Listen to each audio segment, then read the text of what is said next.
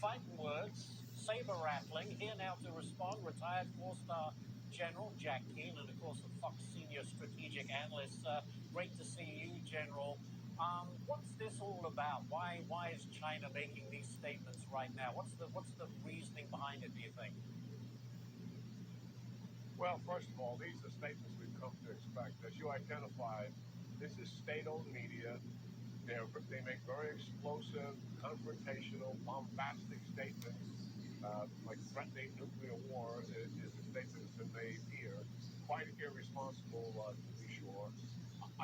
They do that, I think, more for our allies in the region to indicate that they're throwing their weight around, that they remain the most powerful country in that region, that they have the influence and the control. I think that's what it's about. So our audience understands. China, back when they began their nuclear program, actually in 1964, they made a decision that they're still pursuing today, and that is not to have parity with Russia and the United States in the number of and types of nuclear weapons. So they have considerably less than what we have. They have several hundred, and we have several thousand. About 1,700 are actually deployed.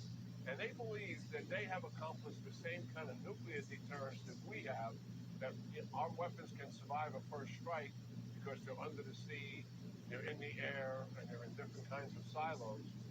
They have mobile ICBMs, even though they don't have nearly as many as we have.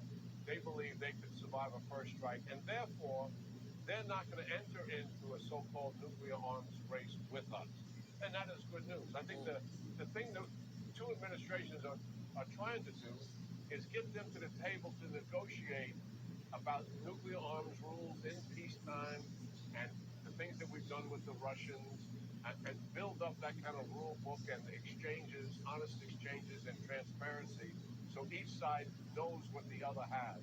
That we have not been able to achieve. Hopefully the Biden administration can make some progress there, where the Trump administration has not been able to do so.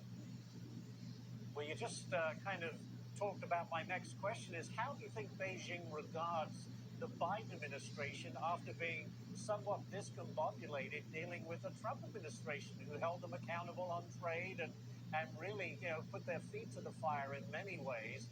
How does Beijing, do you think, regard Joe Biden? I think they expected him to be more like Obama, who accommodated and appeased the growth and development of the Chinese Communist Party and their military expansion and aggression. I think they've been quite surprised that President Biden, by and large, has accepted the strategic framework and the specific strategy that's being used to deal with China. It's similar to what President Trump has done. They've continued that. There certainly are some differences. The concern I have still here is, while the rhetoric is right and meeting with the allies is certainly the right thing to do and shore that up, because collectively we are very strong. Economically we're strong. Militarily there's been some erosion there, and we have to build up our conventional military deterrence. But it remains to be seen if they're going to be willing to confront China. And I think that is a question mark. Now, they're about to finish an exhaustive staff review on China, and I think we'll see the results of that, because they'll make some public disclosures about it. And I believe it's going to take a whole-of-government approach with our allies to stand up to China's aggression.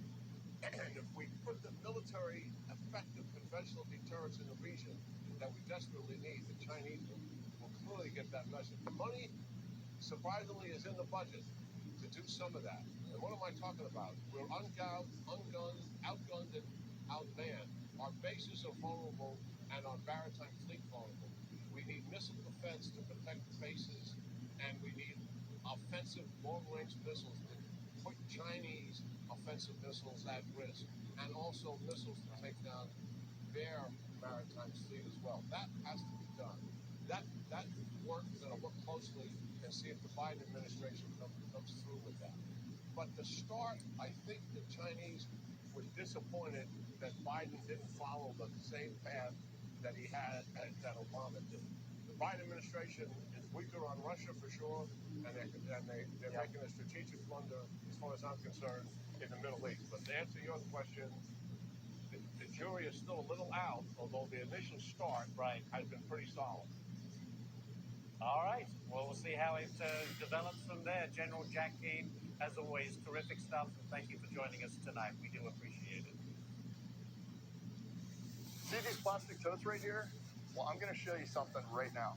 Some people are...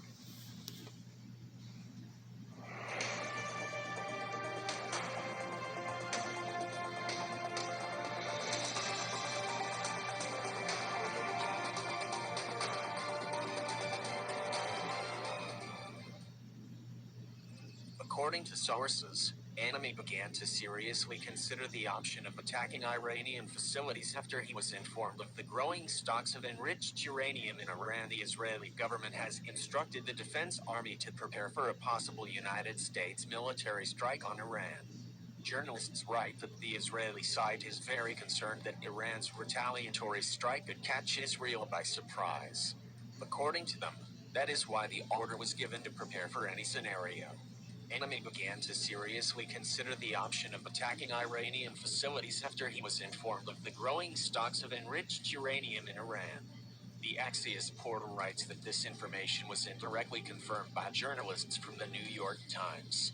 In particular, the publication reported that enemy had consulted with his advisors about some military measures against Iran's main nuclear facility. In addition, the authors of the Axios portal argue that over the past 2 weeks, the heads of the U.S. and Israeli Defense Departments have held talks twice. According to sources, the talks focused on Syria, Iran, and military cooperation. It is also noted that US Secretary of State Mike Pompeo flew to some Gulf countries last week, and US strategic bombers carried out a short and long-range mission to the Middle East. It should be added that the former Israeli ambassador to Russia and Ukraine, Zvi Magen, also spoke about the preparation of a possible American strike on Iranian targets in an interview with the local internet channel.